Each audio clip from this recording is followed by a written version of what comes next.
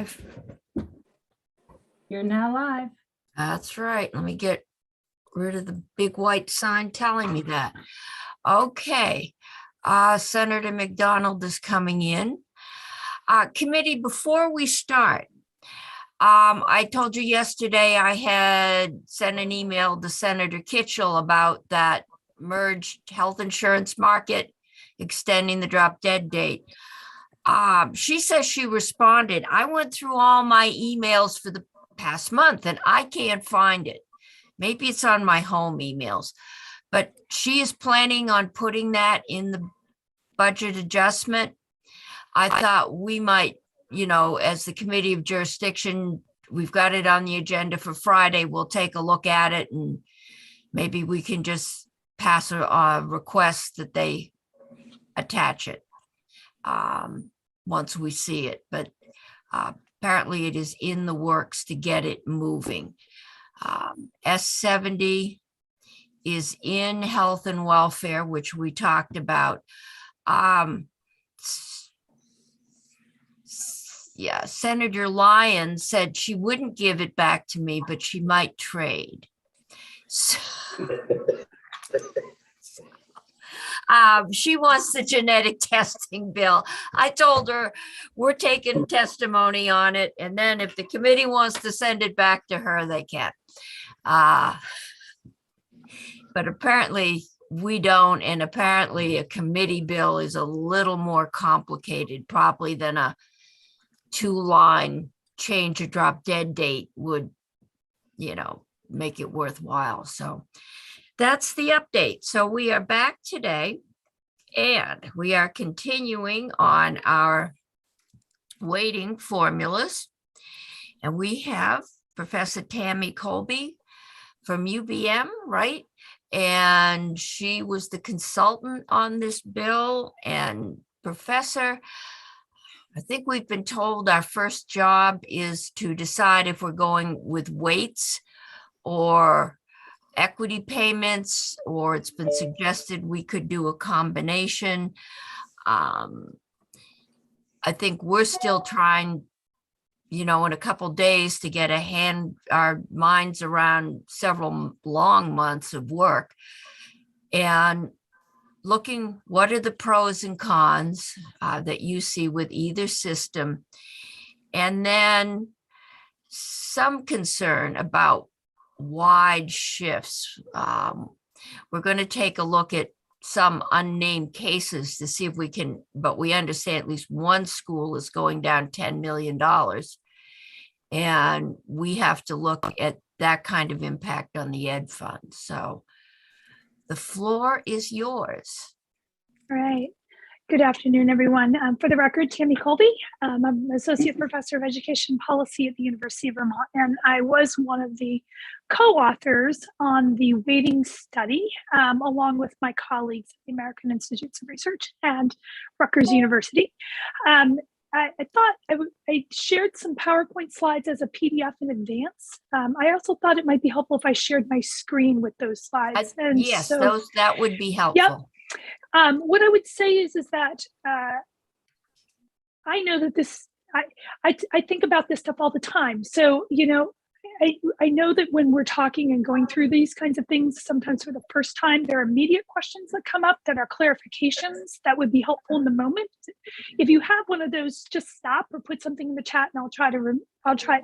So don't feel the need to save questions for the end if it's going to be the case that not having the answer or clarification to a question is going to impact your ability to sort of understand things. So I always appreciate everyone's deference and being polite, but I also, my job here is to be useful to you today. So I want to make sure that I'm able to answer your questions as they come up. So let me share my screen here. And I pulled together some brief slides for us to think about today. And we'll start from the beginning. Okay.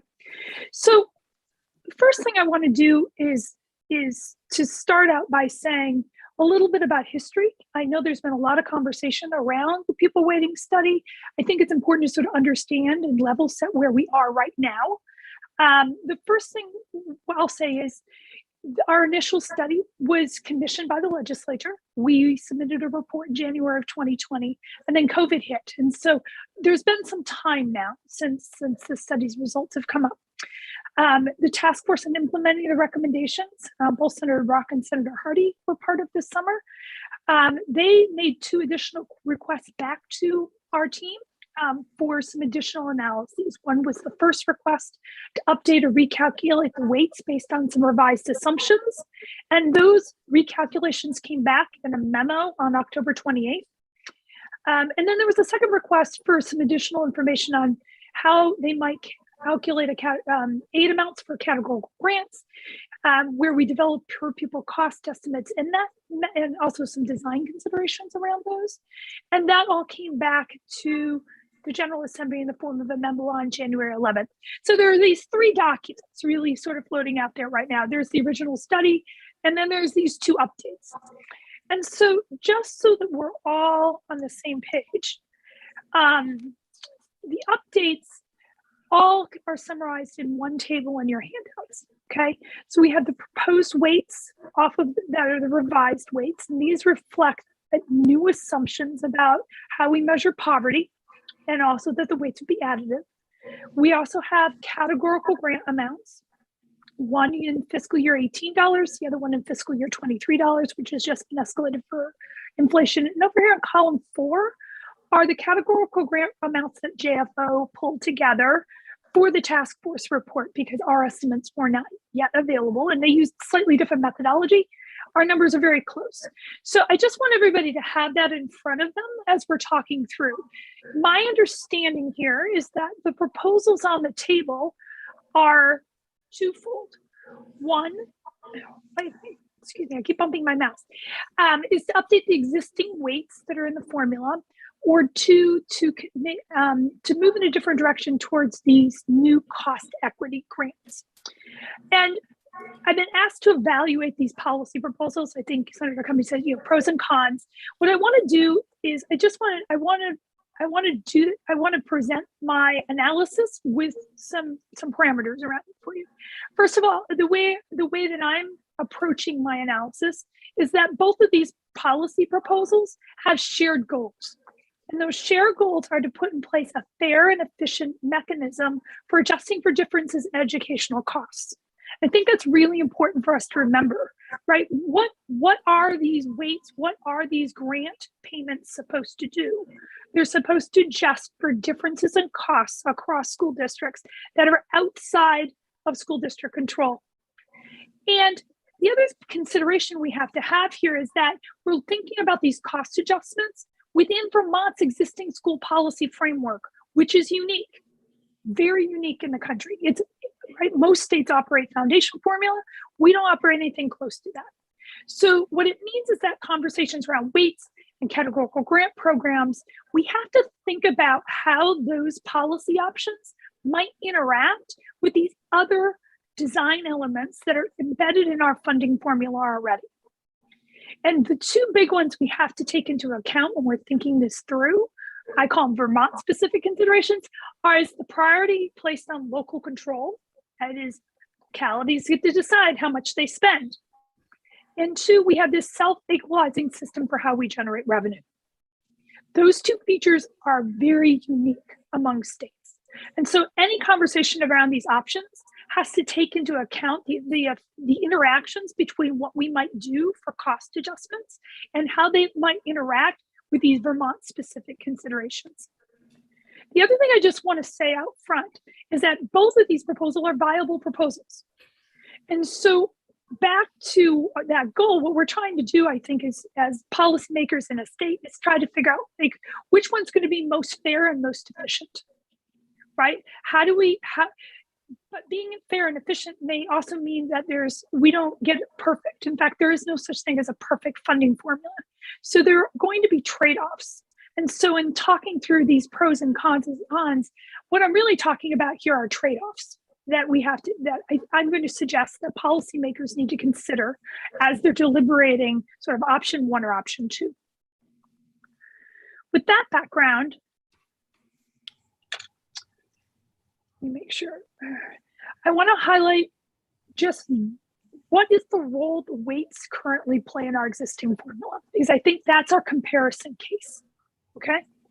The weights in the existing formula proportionally adjust for differences in local spending that are outside control, right? Economically disadvantaged children, English language learners. And they do so in a way that spending is adjusted so that in the end, towns have equivalent tax rates for equivalent cost adjusted spending, right?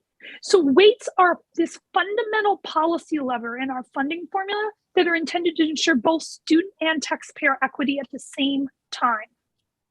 That's a tall order, right? And the architects of Act 60 actually were pretty smart when they came up with this equalized pupil calculation. Although it is different than how other states use weights, it does work, right? Within our system of local control and with our self-equalizing revenue generating system. So what are some of the advantages to weights generally in Vermont's formula? Because Vermont's formula operate differently than weights in other people's formula, other states. First of all, weights equalize spending, right? Because we're adjusting spending decisions. We're adjusting them proportionally while still allowing locals to make spending decisions. And second, when they're appropriately calculated, and our study suggests that our weights right now are not appropriately calibrated, they fairly and efficiently adjust for these differences in cost. And they encourage spending by needier districts and disincentive overspending by less needy districts, right? So the intent of the weights is to equalize opportunity, to level the playing field, bring the bottom up, keep the top from spending off the top. That said, they're not perfect, right? And the task force, I think, did a good job of identifying some of the challenges with the weights. One, they require regular recalibration. Part of the situation we have right now is the weights have not been recalibrated ever, right? In fact, they were just kind of rolled over to best of anybody's knowledge, right? From the existing foundation formula in 1997. So they're not cost-based, nor have they been calibrated as time goes along. But I will say that regular recalibration is the case with any approach to cost adjustment. The fact that we've basically not talked about or touched our cost adjustments in so many years is pretty unusual for a state. The other sort of, I guess, challenge with weights in an equalized pupil calculation is that they're complicated to explain to taxpayers and citizens. I get that. I would say, though, that I think this is also a general critique of Vermont's entire school funding system, and it's also not isolated to weights. We operate one of the most complicated school funding systems in the country. And I would say that the task force did a really nice job of identifying some strategies that could be put in place that make the weights easier to understand and simplified. In particular, their recommendation for using new poverty measure and for moving to additive weights. And then the third challenge that just sort of percolated here is that the weights don't really have an influence over, or it's very difficult to have accountability for local spending decisions, right? The reality is that's the case pretty much no matter what we do with cost adjustments, unless there is legislative appetite for making other kinds of statutory and regulatory changes, right? Either proposal, this is a challenge. So it's not so much an issue with the weights themselves, but with the existing policy preferences that we have for local control and regulatory limits for AOE and current EQS, the Educational Quality Standards. That brings us to option 2, the cost equity grants. And let's talk about what, in fact, those are. Right? They're essentially what we in the school funding community would call reverse foundation grant. They're a fixed dollar amount that goes out on a per pupil basis. And it is intended, this dollar amount, to offset the costs, these additional costs, either in whole or in part, incurred by school districts. Why is it a reverse foundation formula? Because usually what happens when we have this kind of categorical grant program, it's applied to a consistent base, right? There's a foundation amount and then we add on top. This is a reverse. We're taking these dollars and we're applying them to different bases, right? Which are different local decisions about average spend. But either way, a local school district would get a fixed dollar grant for a specified category of students that are in these grants are intended to offset costs. But we have to remember that the grant amounts are equivalent to the average additional spending needed, right? And I'm going to talk a lot about the average here in a minute, but it's important to recognize that these are average spending levels. So this is the average additional costs we would expect, for example, for an economically disadvantaged student or an ELL student or a small school or a geographically isolated school. We're talking about the average. And the average is really the only way to kind of do this unless we move to sliding scales or something along those lines, which is very difficult to estimate in a Vermont context because we have so many small schools, and it's very difficult to come up with sort of reliable scaled estimates. So what then might be some design considerations that go along with the cost equity proposal? These are things that policymakers might need to think about if they're going to go down this road. And the first one is this issue of average costs. So we have to recognize that grant amounts based on average cost estimates will either provide too much or too little for many districts, right? The average is just that, it's the middle. That may be okay, right? But we have to recognize that that's in fact what they're going to do. And the other thing is that the grants may operate as a spending threshold. And what this could do is it could result in new kinds of inequities and opportunities to learn. What do I mean by that? What it means is that let's pretend that the grant is $5,000 for an economically disadvantaged student. I'm making that number up, right? But a school district really needs to spend $7,500 per pupil based on their local conditions and the extent of need in their district, right? It could be that because the grant amount is $5,000, the school district may opt, or local taxpayers may opt to cap spending at $5,000 rather than spending what it is, the additional $2,500. And if they actually spent the $7,500, whereas other school districts capped, what will be is that we'll have some districts based on tax preferences and tax sort of capacity and local voters. It could be the case that some districts are actually spending more per pupil than other districts. And in doing so, we create a new system of advantages and disadvantages. Again, these are design considerations, and I'll talk about it at the very end. These are all things we can design around. These are just considerations that we have to take into account about potential kind of unwanted effects. Second thing we have to think about is that this issue of proportionality, which is while all districts receive the same dollar amount per pupil as a cost adjustment, unlike a foundation formula where we're applying it to a stable base, such as $10,000, that's what everybody gets, and then we put these things on top. The effective way to proportionally as a cost adjustment is going to vary by district. And because of that, the grants don't equalize costs. Right? And that's one of those key tenets in our existing funding formula for the equalization to work for both taxpayers and students. The cost adjustments have to effectively equalize costs as specified by school budgets. What categorical grants do is they off some portion of the additional costs, and they will do so, right, to greater and lesser extents in certain school districts. So the extent of the total offset is going to depend on spending levels in a district. There's also been discussion of what, in economic terms, we like to talk about the flypaper effect. And what the flypaper effect is, well, one advantage of a grant is that the dollars stick. So now we know $5,000 is what we should be spending, for example, on an economically disadvantaged student.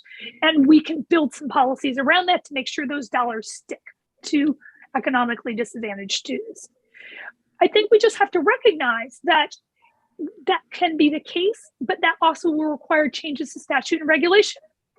Currently, there's no way to ensure that districts, in fact, spend dollars for a particular purpose. But this is no different than the current policy with the weights. And so remember, I said, like, these are those considerations. Like, if we start to think about option 2, these are some of those other kinds of policy parameters that we might need to take into account. And then we know from quite a bit of existing research that categorical funding may introduce new administrative inefficiencies into the funding system. There are transaction costs, right? And we've seen those kinds of transaction costs in the state with running other categorical programs. But again, that's a trade-off. It doesn't necessarily make it a fatal flaw. The other things we have to think about are some of the advantages here, right? With a cost equity proposal. And one of the big ones that we've heard about and the task force talks about is sort of transparency and predictability. In fact, that was a goal of the task force, to really try to think this through. And certainly districts being able to say, I'm going to get this amount of money per pupil, regardless of local spending decision, is transparent and predictable. And there's also this potential to attach new types of monitoring and accountability for local spending, right? Through other kinds of statutory means and regulation.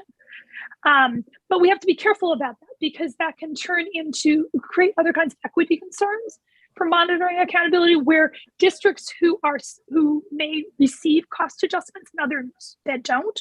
That means some districts might have certain monitoring and accountability provisions where others don't.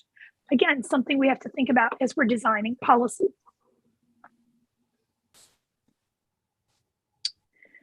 What are some limitations I think we need to think about? The first big one I alluded to before, and that is this issue of, why is it doing this today? Excuse me. Is to think about this issue of categorical grants as an adjustment versus cost equalization. That's kind of an important thing because our entire system, remember I talked about the weights being that lever? The weights are the lever for ensuring sort of these dual goals of student equity and taxpayer equity. And if we're not equalizing costs in a way that balances two things and we're just adjusting for costs, and remember I talked about the adjustments are going to be uneven because of the average, that's a trade-off. That's a trade-off that we have to consider. The second thing is I mentioned around equity concerns. It is likely because some districts will in fact get more money than they need with an average payment, and they are likely to spend up to those dollars, which means they're spending more money than they need to. And other districts will not get as much as they need because of the average, is that it could widen the gap between the top and the bottom spenders in the state. We already have a pretty big gap between the top and the bottom spenders that really has been precipitated by the fact that our weights are already miscalibrated. And so unless we think about that and we're thoughtful about that, it is unlikely that the cost equity proposal versus no change in weights is going to help close gaps from what we have right now. We also have to think about, every time I bump my mouse, this goes. The other thing we have to think about is, again, I mentioned with respect to equity concerns, we have to think about sort of this issue of budget maximization and budget minimization, where it may be the case that some districts are only able to spend up to the average because their taxpayers aren't going to allow them to spend over that. But because of that, they're actually spending too little on students who need additional resources. There are efficiency concerns, right? We talked about the administrative efficiencies. And again, these aren't fatal flaws. Again, things to think about. Cost containment is something I think we need to be attentive to with this proposal, right? Because the average will likely over adjust for some districts.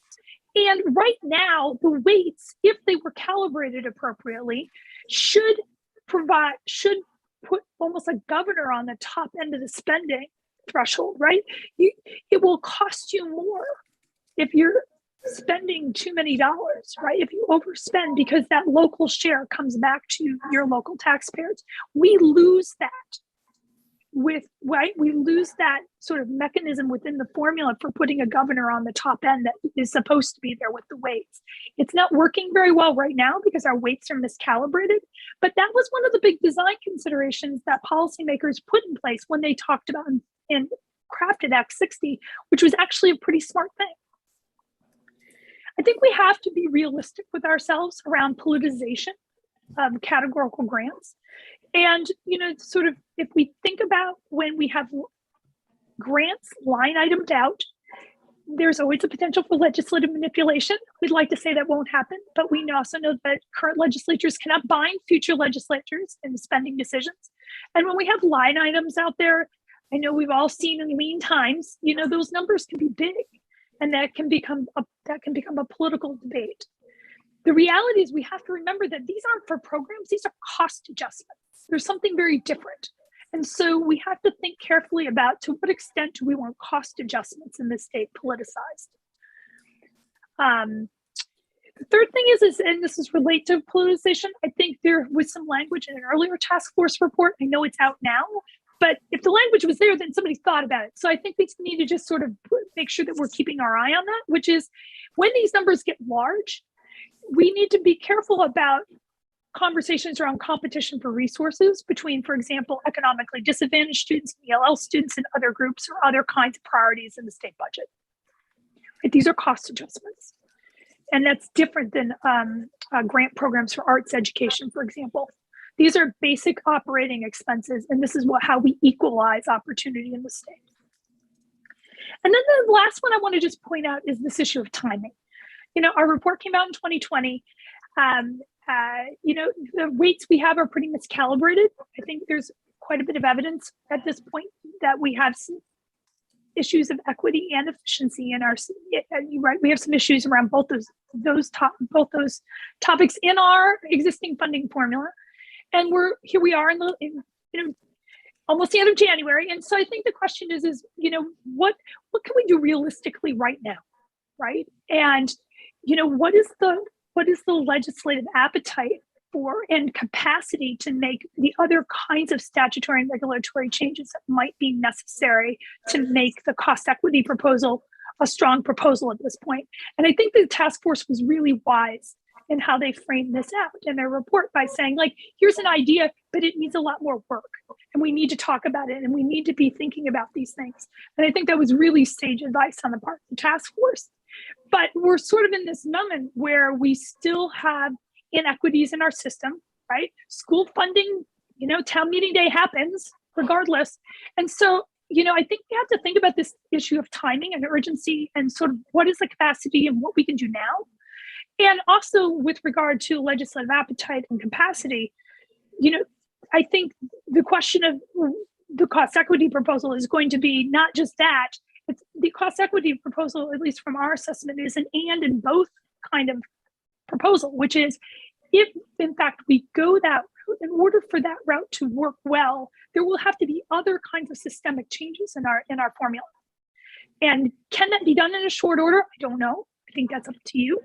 And I think also, you know, we need to think about the fact that, you know, most states are continually evaluating and updating and refining their funding formula. It's very unusual for a state to have gone this long without any refinement. And so I just bring up the issue of timing as sort of a trade-off here. You know, is there a short-term solution and a long-term plan? That could be. So again, from our perspective, these are two viable proposals. I think I said in my testimony for the task force, you know, I think sometimes it's easy to poke holes at what you know because the knowns are the knowns. You know, I lay out these trade-offs. It's not so much to tear down that proposal. It's just these are things I think we need to consider and think about and be real thoughtful around as we're talking about that proposal going forward, because they're all things we can design around.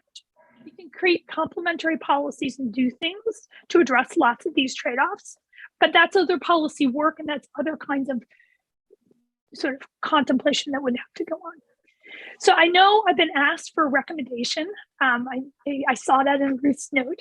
I've been real careful not to say one or the other, but what I think in talking with my colleagues who wrote the report, I think we would say this, is that from our perspective, based on our sort of empirical findings, you know, the weights right now are quite miscalibrated, and that's generating some pretty significant issues of equity, both for taxpayers and for students in the state, and that there really is an immediate need to sort of address that. And again, I think the question is what can be done sort of legislatively in a more short-term versus long-term perspective, and rather than saying like do this or do that, I think what we'd rather say is that we see that there's an urgent need, and we just want to raise the question of whether or not in the next few months there's enough time and energy and capacity to fully sort of develop and deal with some of these contingencies that would make the cost equity proposal sort of really strong policy proposal, is there enough capacity and time to do that? So I'll stop there rather than I'll take this.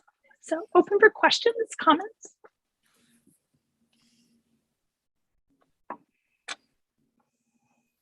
Senator Pierce, Senator Cummings, do you want to take the floor and call on people, or should I?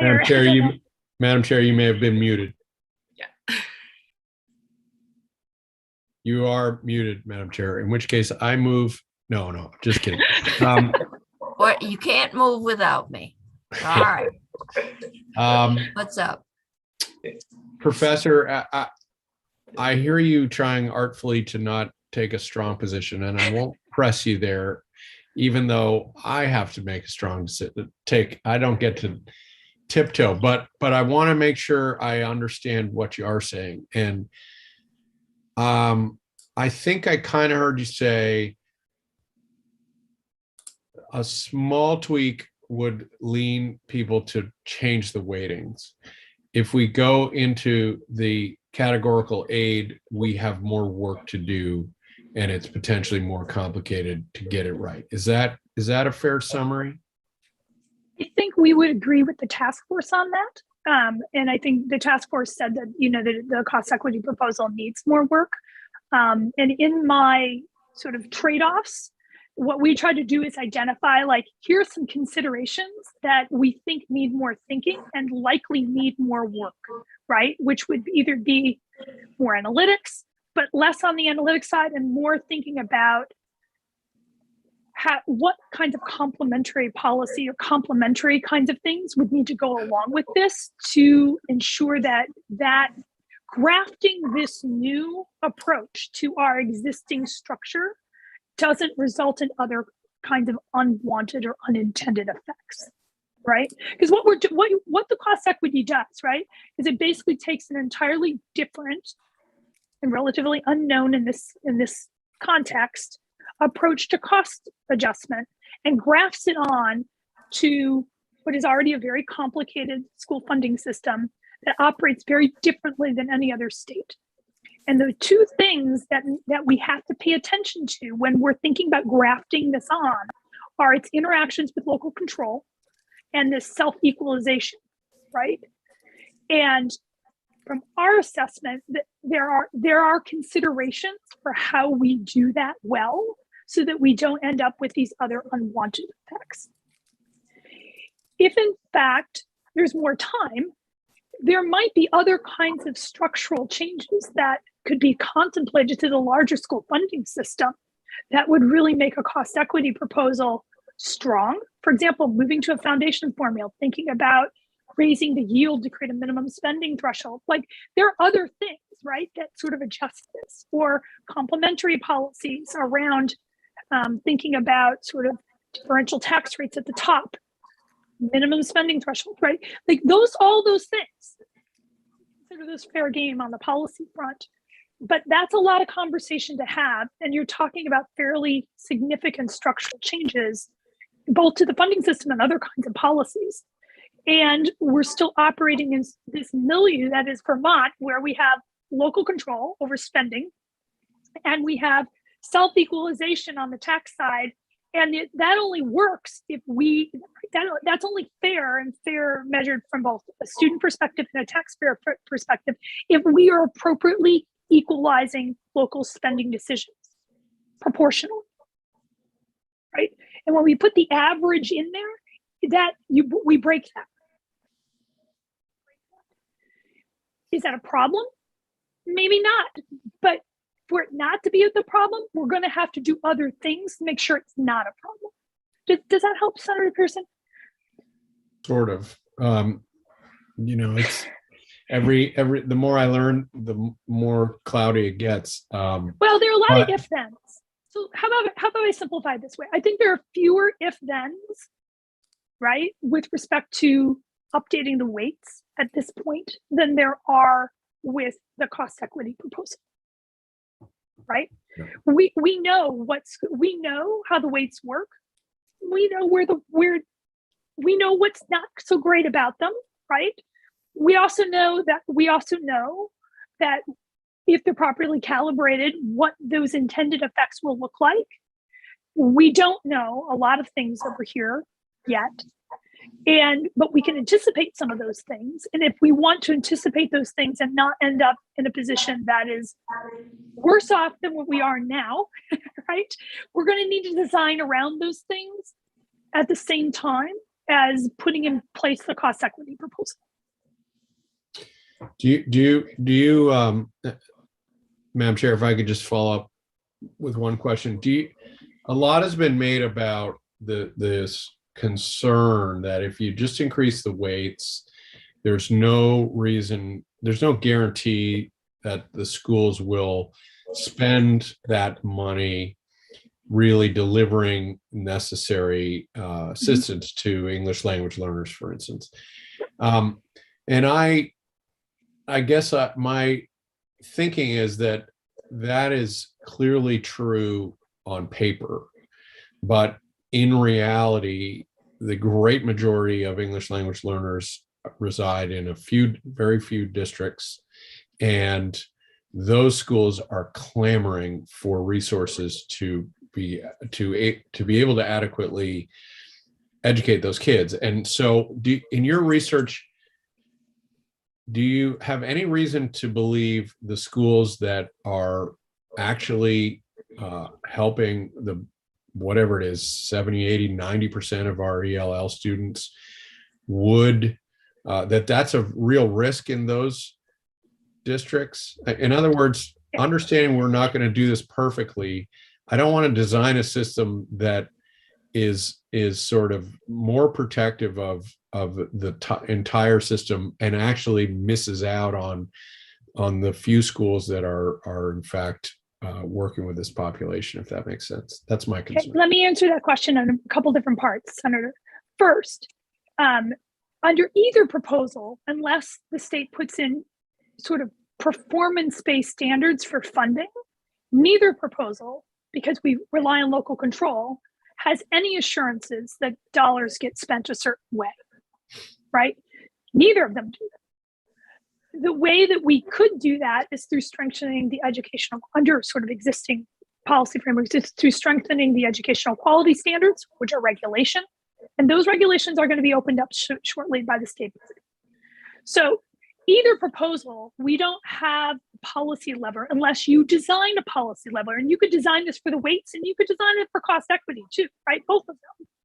Either proposal, we have no way right now of saying, District X, you have to spend this, or this is right, or you need to do these things with dollars. Okay, that's our local control.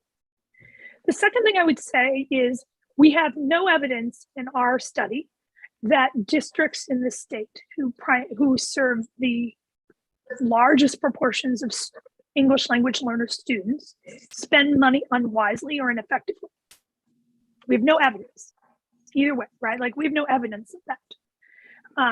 What I can say about ELL students, and I think you started to mention this in your comment, is that because we have concentrations of ELL students in some places, we also have a situation where we have problems with economies of scale at other places of the state where we have really small numbers, right? And we have fixed costs and it's really, right? And they don't get federal money. What that means is for ELL, and we talk about this in one of our memos, is it makes it really challenging to develop a funding program for ELL students in a state that is going to be universally satisfactory for all these different kind of contexts. They're just really different. In some regards, that's a little bit unique to Vermont because we do have these concentrated refugee resettlement sites that have large concentrations, not just of ELL students, but multiple languages and other kinds of learning needs versus itinerants and other kinds of programs in other parts of the state. Which is why in our first memo, when we were asked to comment on this, we did say that there may be some policy room here to think about, to get creative with how we think about funding for ELL programs in the state.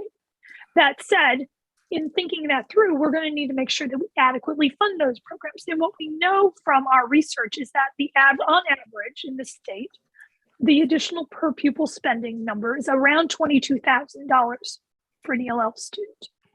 So in our second memo, we talk about, well, then given some of these, right, given some of these sort of unevenness around the state and sort of what these programs look like, there might be some options for districts could opt into a weight, or they could opt into a grant program with a fixed cost or with a fixed amount that dealt with some of the economies of scale. There's always an option for a reimbursement program, right, which is what we have right now under special ed, although we're transitioning for that. But there are policy options here, but I think it is good to recognize that ELLs in the state pose a different kind of challenge in terms of figuring out like what is the most appropriate cost adjustment.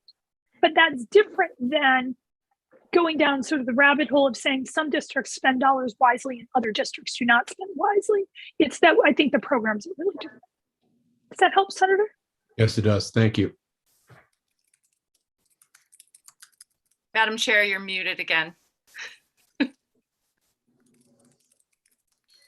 I got rid of I had the house phone up here and it's gone off several times. It's gone. I think what you pointed out is a couple things. One is we do have a self-equalizing tax rate. A penny on the tax rate raises the same amount of money. But what we've discovered is that some communities can afford that extra penny better than other communities. We tend to have a bunch of very small, poor, rural communities and a couple of larger. And then we have some larger districts. And so that ability to pay comes into all of this. But I've been here since Act 60. We have talked about tax rates. We've talked about cost containment. We've talked about, but we have never talked about the weights, and they play a seemingly important role in how much money school or in what form they're getting it. It's kind of like, transportation funds. We don't talk about those. They're a given. So I think it's good. One thing that I spent this morning listening to schools and the mental health issues they're facing with kids and the pressures, and I'm not sure how much capacity our schools have to absorb an entirely new system right now, which is something I think as we're playing with this, we might want to consider in terms of timing or in terms of, do we stick with what the schools know and update the rates and then continue? We may be putting ELL out as a trial. We'll see, if doing an equity payment there, does it work and how well does it work? But one thing I would say, Senator Cummings, and I think you're spot on about the tax rates and district and town's ability to pay. If we have a town right now that is has lower wealth, right, and that town is not appropriately weighted, they're underweighted, dollars are too expensive in that town, right? And so it means that that town has less capacity to spend. And so I think when we can see that in our data, right, that systematically when we adjust these weights, we see tax capacity going to places that previously where spending has been really hard. Now, one of the things we raise in our report, though, is that this is part of that local control, right? And local taxpayers, is that just because you create tax capacity doesn't mean Right. that a locality might take the tax capacity. And so one of the things we recommended in our report is that if along with this, right, remember we talked about complementary policies, a complementary policy might be to say, if you get tax capacity from this, you can't take that as a tax cut. The intent is that you're supposed to make those investments or some portion of those investments. So, and I just offer that example, but I think you're really on to an important point, right? Like the fact that the weights have been miscalibrated actually created the situation that you're talking about, right? And if the weights were, in theory, in the self-equalizing system, in theory, that if the weights are calibrated properly, then some of that should go away, right? Mhm. Should. Okay. Senator Hardy, I know you know this, so I'm going to see if anybody else has a question at this point. Okay, Senator Hardy. Thank you, Madam Chair. And thank you, Professor Colby, for your testimony. I feel like I could listen to it in my sleep, and I probably do, and you probably do too at this point. But I wanted to point out, I don't know if you saw the pros and cons list that I went over with the committee yesterday. Mine was a more simplified version than yours, but it was pretty much the same as yours with, Good. slightly different takes on it, but it was a pretty similar list. And it was a list that Representative Kornheiser and I put together earlier this session. So, I would debate on a few little finer points, but overall, I think that, I think your pros and cons list is good. The one exception is that I think there's more to be said about ELL. And I know that Senator Pearson in particular is very concerned, obviously, as am I, about making sure we get that right. And I think that's the one that's the one area that we pulled out, the task force pulled out to say, we need to do something different here because it doesn't fit the same parameters that the other weights and other categories do in the same way. And I appreciated you pointing that out. And I think that's why we're sort of holding off on that conversation. And the education committee is having it first because it really is a very focused educational program as well as a cost adjustment, whereas the other categories are more cost adjustments, more generically. I mean, I don't want to oversimplify it, but well, I think they're all cost adjustments, but I think that we have programmatic challenges in this state that make it difficult to come up with a uniform cost adjustment in the same kind of way, right? And yeah, we point that out in our original report and all of our memos that ELL is a special circumstance. And I think we would concur with you on the fact that there's room for thinking around, I would call it creative thinking around how might we do ELL better, given the fact that the program, how we provide high quality services for English language learners around the state should look really different in different contexts. And that makes coming up with some sort of average or some sort of uniform weight really difficult to do. yeah, right? Right, exactly. So I look forward to more conversations about this, but the other four categories are a little bit, I wouldn't say easier, but I'm going to say easier to deal with. The enrollment, the poverty, the grade level, and the school size. And that's where I feel like this committee needs to make that choice between these two. And I will just say, and if anybody's wondering what I'm thinking as the co-chair of the task force, that I agree that we have limited amount of time, and moving forward with a cost equity proposal right now may be a big task that we're not able to get done in this session. And we need to do something this session. So I'm hoping that we are able to understand and as a committee and move forward with the set of weights that are proposed in your the famous October 28th, 2021 memo. I've cited it so many times, it feels famous to me. So anyway, just I'll take famous over infamous. There we go. I'd like to have a couple minutes for committee discussion, and we've got our next group on energy savings accounts. So new thing, Senator Pearson. So let me just get clear, Madam Chair. Are we going to talk about it right now? I mean, it is special to have Professor Colby with us. Yes, I think we've heard from Professor Colby. I'm trying to figure out what the committee might like to know. We haven't heard, we just scratched the surface of what's there. I'm going through our flow chart that we saw yesterday with the pros and cons of the weighting versus the equity payments. ELL, we know, is a separate issue. It will come to us, I assume, if it's got money attached to it, from education. But for all the other categories, we have that.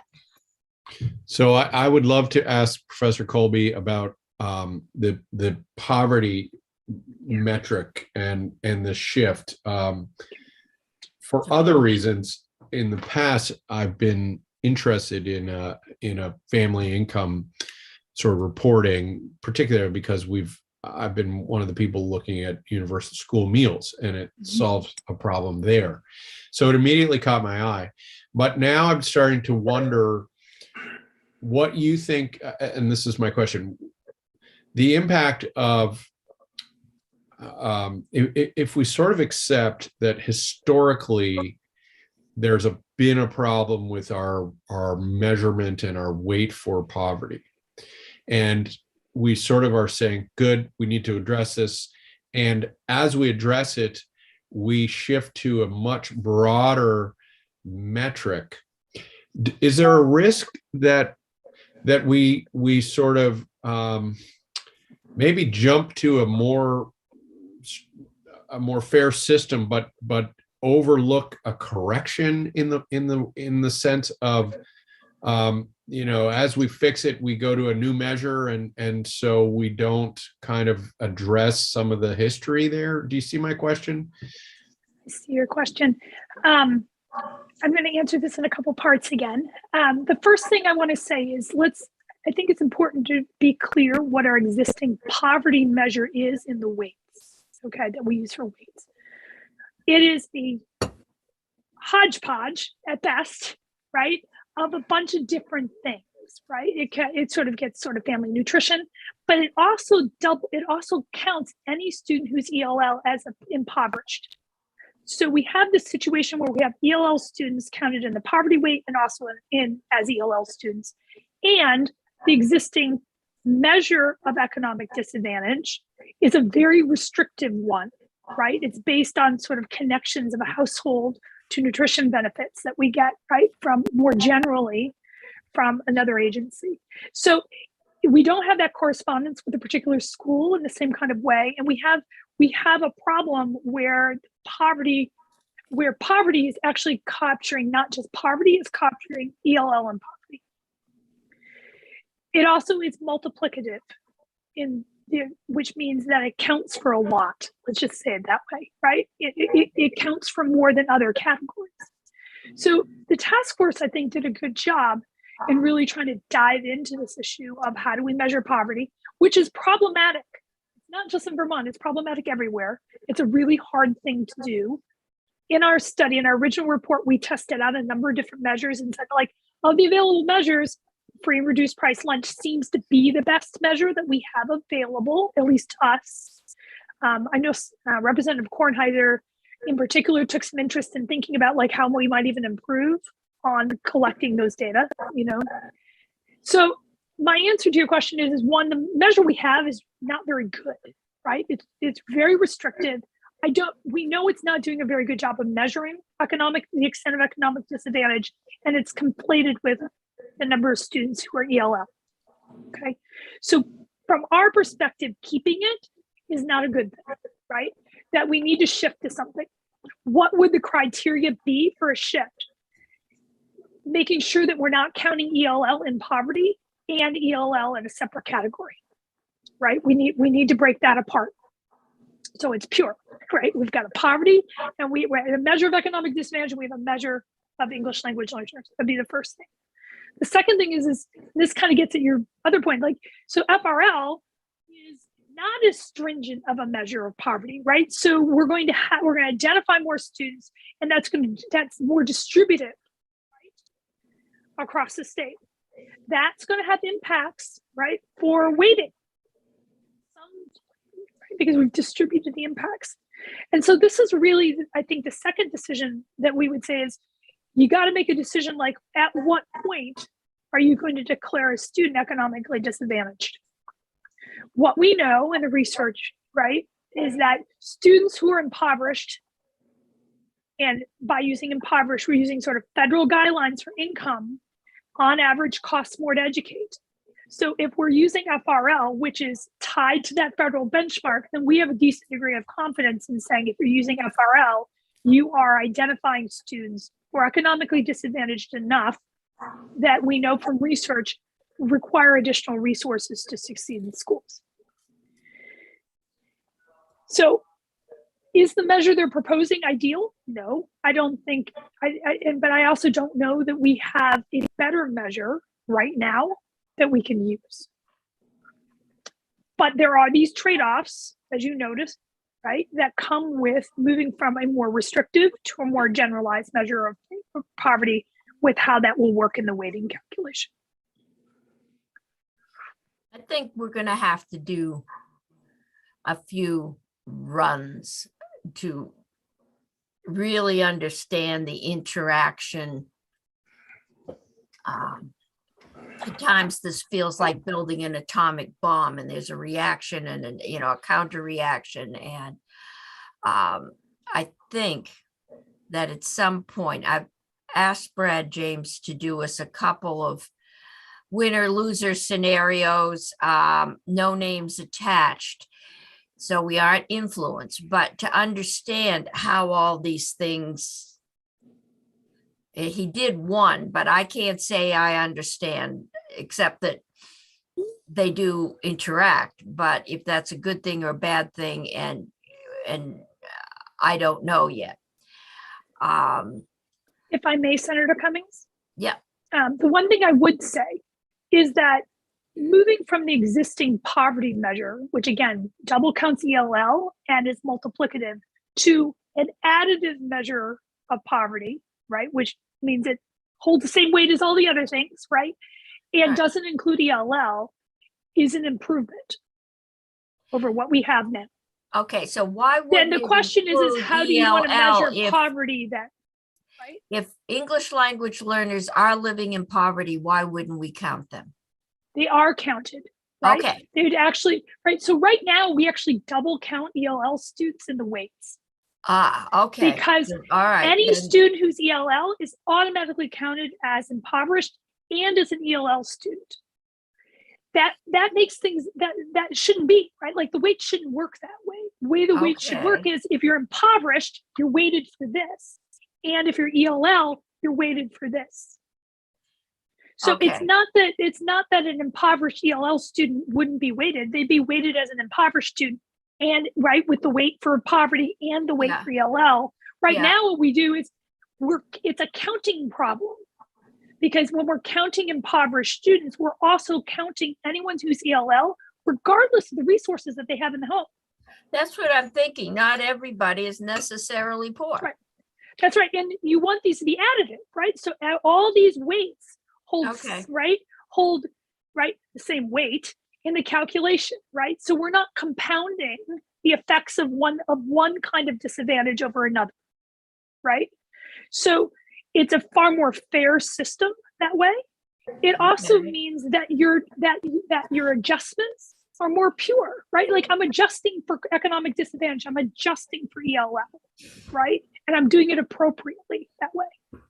All right. And Tammy, I just want Professor Colby, I just want to add for the weights that the weights that are in the famous October 28th memo already are recalibrated or recalculated for this Right. particular issue. That's So correct. Okay. that's correct. one of the things the task force spent a lot of time on Mhm. understanding and then asking that the weights be redone so that they're the correct number. And that's part of the reason you saw the shift in ELL weight, right? Because because before we were kind of counting ELL as poverty and we were counting ELL out here. And so the weights were capturing them in two places, right? When we broke it apart and we said just poverty and just ELL, this is like we purified both of those weights, which is why they shifted the way they did. The poverty weight actually came down because we're no longer double counting ELL. And the ELL weight went up because we're only counting ELL there. Okay. Okay, we're gonna have to wrap this up because our next set of, and I think we've probably absorbed as much as we're going to absorb for one afternoon. But committee, since I think we're going to take a lot less time on that merged market on Friday, I'm going to try and get some discussion about how we're feeling about which basis, weights or equity payments, and then or a hybrid, and then we'll figure out where the next step is and where we're going. But I think and if you want further information or further somebody, I'm going to ask, if we haven't already, the school superintendents to come in. I'd like to just get a sense as to how much they feel that they and their, that they can handle at this moment. And that might, because we are going to, I'm assuming, do some transition step and be ready, to think about that too. And I know I have at least one school board member who has contacted me, and I've told her she can come in and talk. So that's where we are. All right. So if I may, Madam Chair, Yes, sir. I also put in the chat for people on Zoom my email address. If there are specific questions that any of you have as follow-up, I'm happy to try to respond to them. So That's feel free great. to reach out. Thank you. And I'm happy to come back if it's helpful to you. I think we're at the point where we're still learning enough to ask intelligent questions. Great questions. We're working our way through. Okay, thank you. Thank you. you, committee. Good afternoon. Good afternoon. We're going to move on. We've got 2 energy bills, and then we have a break at 3:30. And so I'm going to move us on to S269. This is an act to extending the Energy Savings Account Partnership Pilot Program.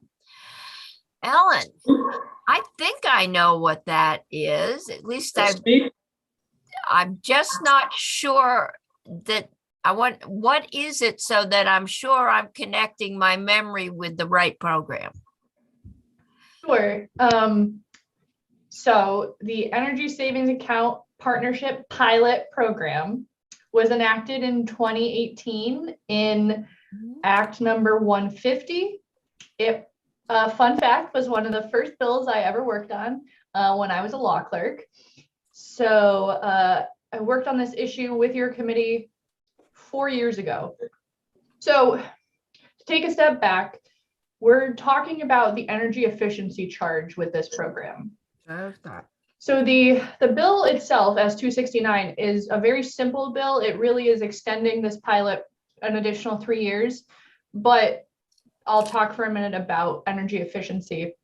And there are experts here who can definitely fill in any gaps that I leave out. But I think all of you are very familiar with the energy efficiency charge. That is the charge that was established, I think in the year 2000, 1999, somewhere around there. That is a charge, it's a volumetric charge on the consumption of electricity that is on the electricity bill of customers, whether they are commercial, industrial, or residential. That charge goes to fund the energy efficiency utilities with the goal of promoting and incentivizing energy efficiency throughout the state. The work done by the energy efficiency utilities, including Efficiency Vermont, Burlington Electric, and Vermont Gas,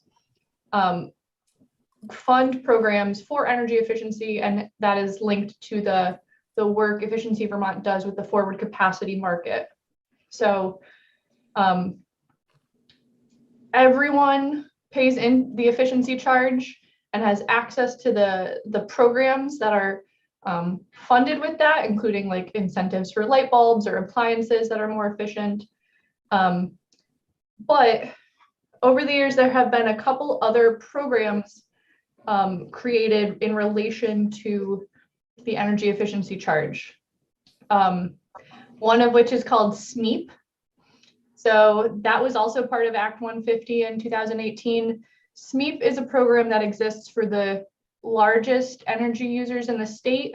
There are currently, I think, only 2 customers who use that. And what that program does is, instead of those 2 customers paying the EEC on their bill every month, they take what money would have gone to the energy efficiency fund, and they self-direct energy efficiency programs within their facility. That program is monitored and audited by the state, but they self-direct or self-manage their funds. So SMEEP actually stands for the Self-Managed Energy Efficiency Program. Another program was created also called the Energy Savings Account Program. So that is a slightly smaller scale, where some smaller commercial customers have the opportunity to pay their energy efficiency charge, but then receive part of it back and self-direct their energy efficiency projects within their business. What was in the pilot program is a further dimension where a number of customers applied for and were selected, and they would pay their energy efficiency charge into an energy savings account and actually receive all of the money back to do energy efficiency projects. So it's somewhere between SMEEP and the existing energy savings account program, and that's why it was a pilot project. So I'm not sure if you want me to put the language up, but it was designed to run from July 1, 2019 through this year, 2022, at which point the PUC was going to report back on how the program went and whether or not it should be made permanent, if any changes should be made. And so all this bill does is amend the pilot program's enacting language to extend it an additional 3 years. You're on mute, Madam Chair. I'm going to keep it off. The argument, as I remembered, was that we're paying all this money into efficiency and it's going out there somewhere, but we aren't necessarily getting a direct benefit. And if you allowed us to keep our money and it got put aside, with strings, but if you allowed us to invest the same amount in our facilities, we could save us money and we could save you the same or more in efficiency. And so one of these was the cardboard box plant in Sheldon Springs. I remember Omnia is one that's in the top group, right? Omnia is in SMEEP. Yep. Yep. That's what I thought. Omnia and Global Foundries. Yes. Okay. So this was for lesser major companies. that, and I think another thing we find is that when companies are part of a company that has plants elsewhere in the country or the world where energy costs are lower or restrictions are less, this becomes an internal issue as to why are we staying in Vermont when it's costing us so much more. So this was our pilot. Committee, any questions about what the pilot was? Questions, not comments at this point, Senator McDonald? The question, it was a couple years ago that we did this, and there was a report and evaluation that would come back. Has anyone seen, got a copy, or have we had a presentation on the evaluation? I think that's what we're about to have. That's why we're here. And secondly, Madam Chair, there are industries that you can move about, and there are industries that you can't. For example, you can't do marble anywhere in the world. You got to do where the Right. marble is. And there are things like cardboard, which you do not reprocess cardboard more than a certain amount of miles from your catchment area. You just don't do it. So, Mhm. but I think you wrapped that up correctly.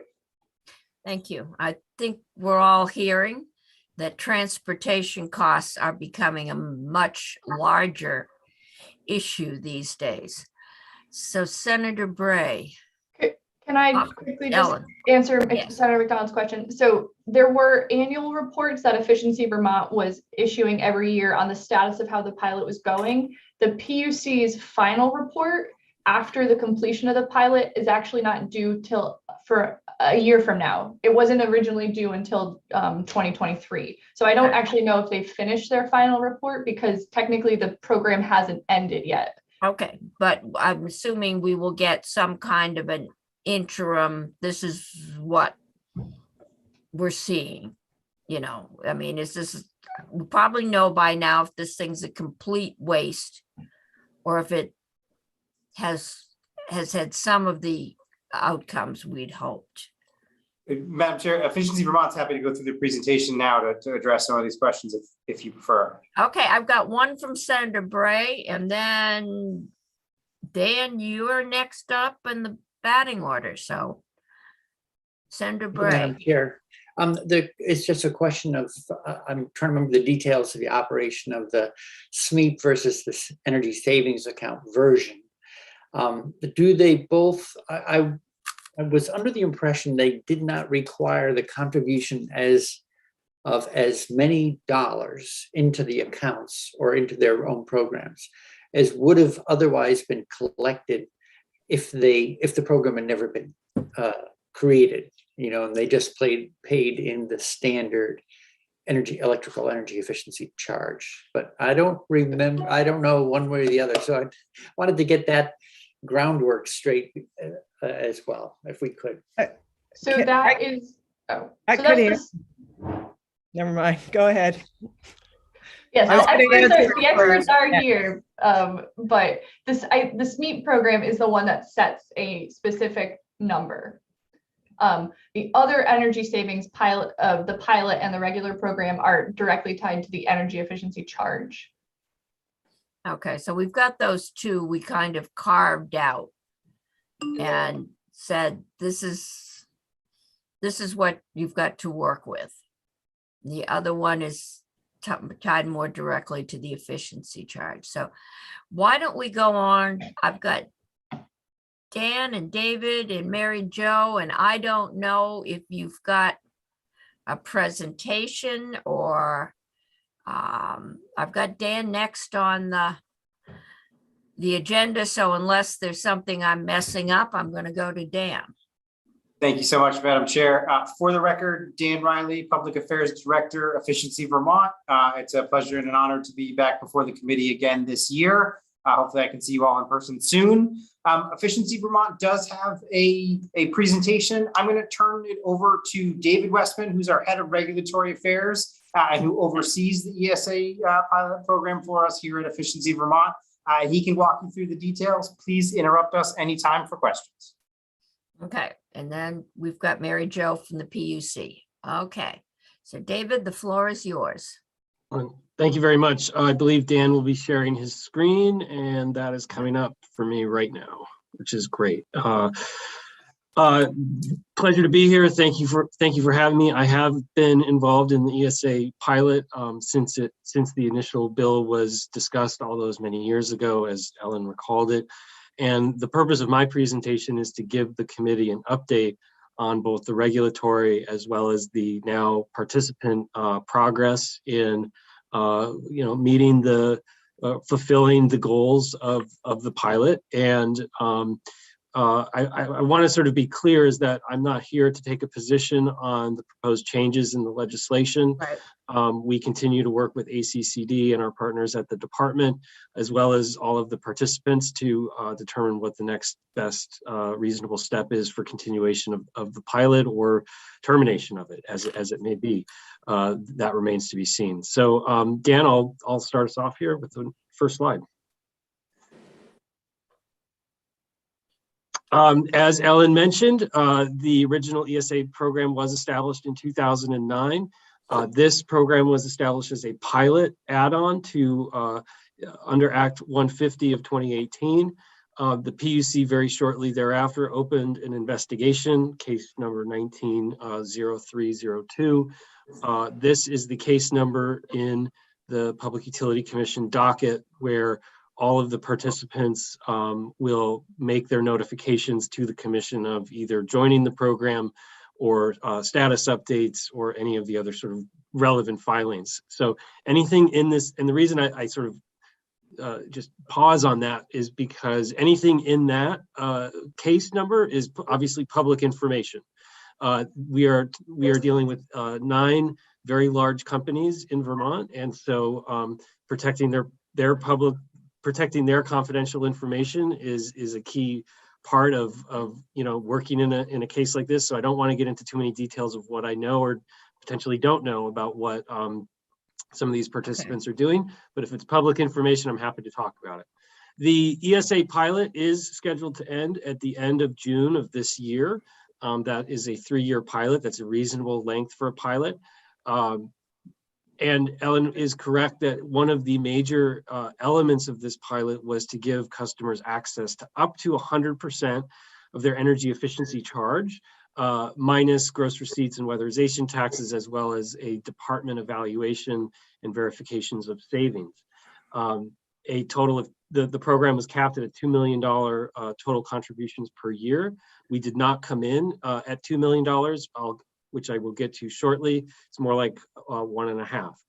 One other thing that is worth mentioning here is that the pilot enables significant flexibility in how energy efficiency charge funds in their savings account can be used, whereas currently Efficiency Vermont is only allowed to use electric efficiency funds for electric efficiency measures. This can be used for, and I'll get into this in a second, is thermal, storage, and other measures. So let's get into some of those details. The allowable project types are significantly different from what the efficiency utility can provide alone. We can spend electric efficiency funds on electric efficiency, and we can spend our forward capacity market or RGGI funds on thermal energy efficiency.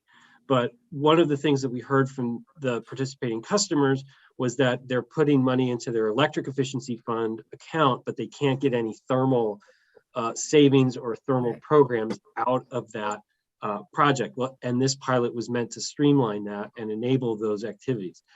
We also Madam Chair, that I don't believe that's accurate. And I just don't, you can replace your heaters, you can replace your hot water heaters with the electric efficiency money, and those are thermal things. So maybe with electric, maybe the witness is just is hurrying along for our benefit, but that wasn't accurate. Okay, well, you can replace them, I believe, with electric. That's correct. That's what the energy efficiency fund Right, does. okay. It does not replace things with fossil fuel use. Right, or tighten up the fossil fuels. So Dan, do you want to, or no, it's David, do you want to answer that one?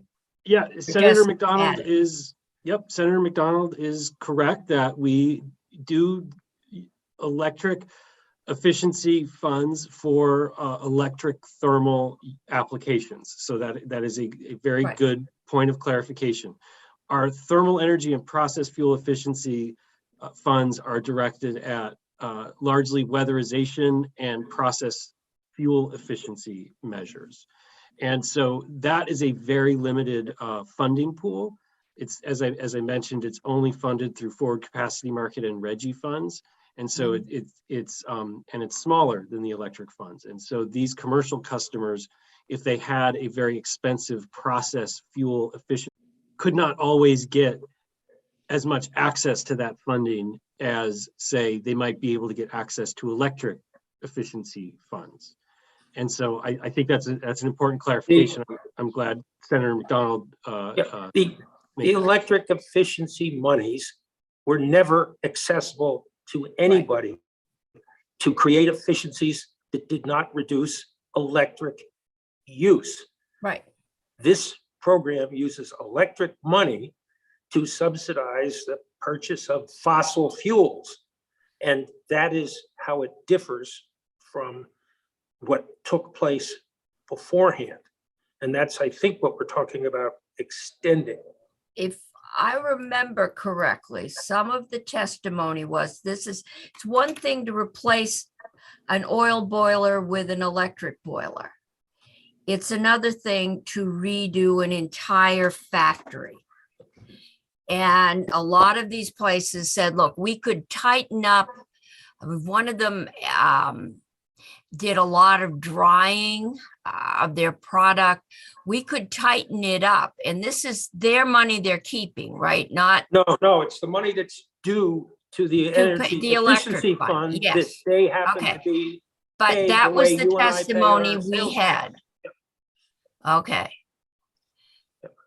So we will see that, yes, this would allow businesses that had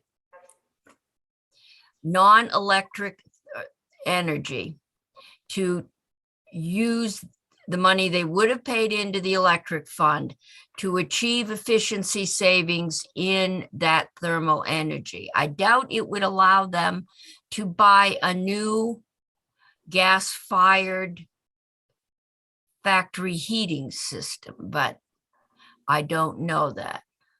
Might be a gas-fired or oil-fired drying system. A new one. So David or Dan, has this come up? I'm not thinking that the amounts of money here were of the level that would have been talking about putting in new. If somebody came in and said, well, we want to put in a new thermal energy project.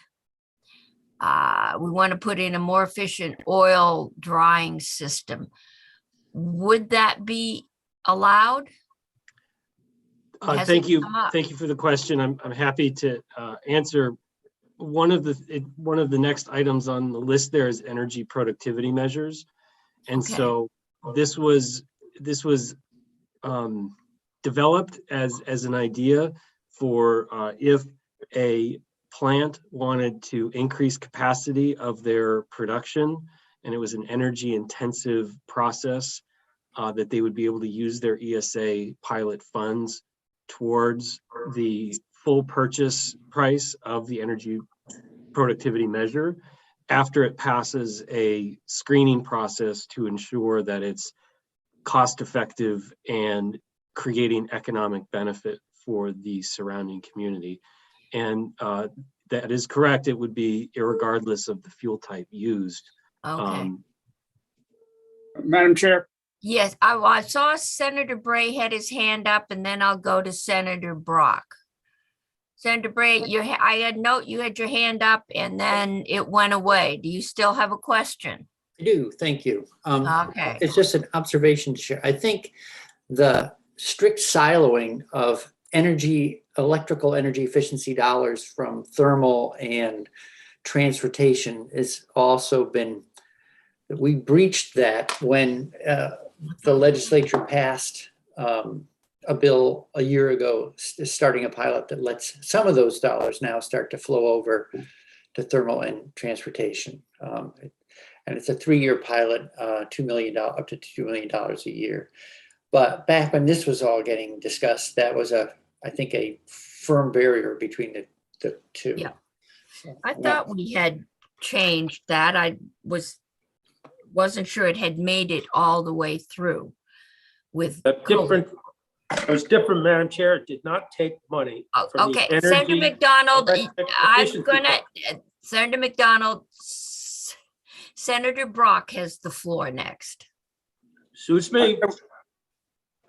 I was just going to use as an example, one of the projects that was approved or was on the list of projects associated with this when we first looked at it. And that was to deal with overall thermal efficiency by taking waste heat from a gas turbine electrical generator to generate steam for a paper drying process.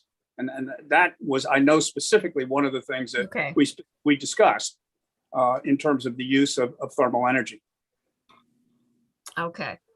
So reusing the heat. It wasn't, in other words, creating a new thermal energy using fossil fuels item or process or facility. It was to use things that are existing right now that are being wasted and could be converted. Okay.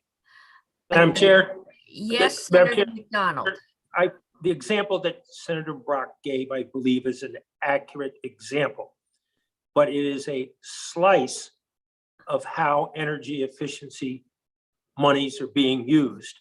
And Yeah. they're beyond what Senator Brock suggested, which you could argue is pure and stays within the system.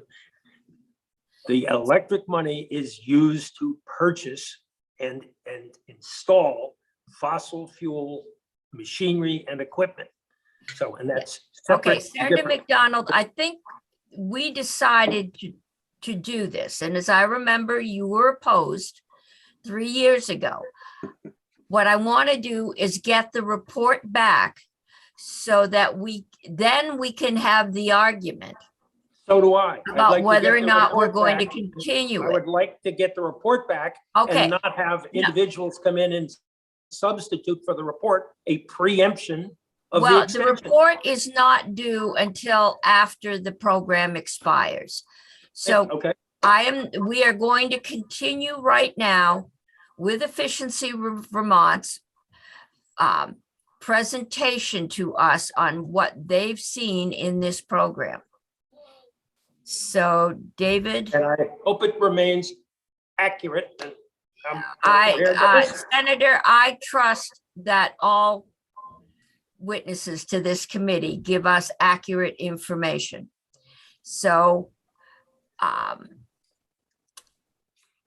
David, the floor is yours, and I think we're going to let you finish before I take questions. Thank you, Madam Chair, and I will endeavor to remain accurate, but obviously happy to take questions at the conclusion of the presentation or at your discretion. The other measures that are available for use by the participants, I discussed the energy productivity measures, but also demand management and energy storage.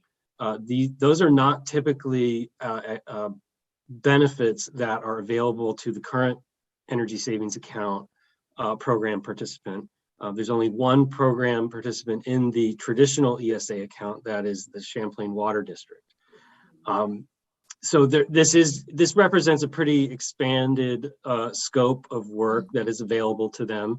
Obviously, it was not a requirement that every participant pursue one or all of these measures. It's at their discretion, and it's at their proposal to the commission. And what we What we facilitated through Efficiency Vermont, Department of Public Service, and ACCD was a joint request for proposals for companies to, in effect, raise their hand and say that they were interested in this pilot. And we were able to get those issued by August of 2019. Dan, do you want to? Okay, are we back to Dan? No, I'm sorry. We're just Okay. moving slides here. All right. And Okay. we received nine companies raised their hands through the RFP process, and those 9 companies were all accepted into the program. You can see that these are rather large companies focusing on industrial and some commercial ski areas. Next slide, please. Where the pilot stands right now is that all of the participants have identified projects and identified a scope of work. Many of those, 7 out of the 9 participants, have gone through the measure screening process. So what that means is that once a participant has identified the activity that they would like to pursue, they then have to submit it to Efficiency Vermont to undergo the statewide screening process that is overseen by the commission and also overseen by the Department of Public Service.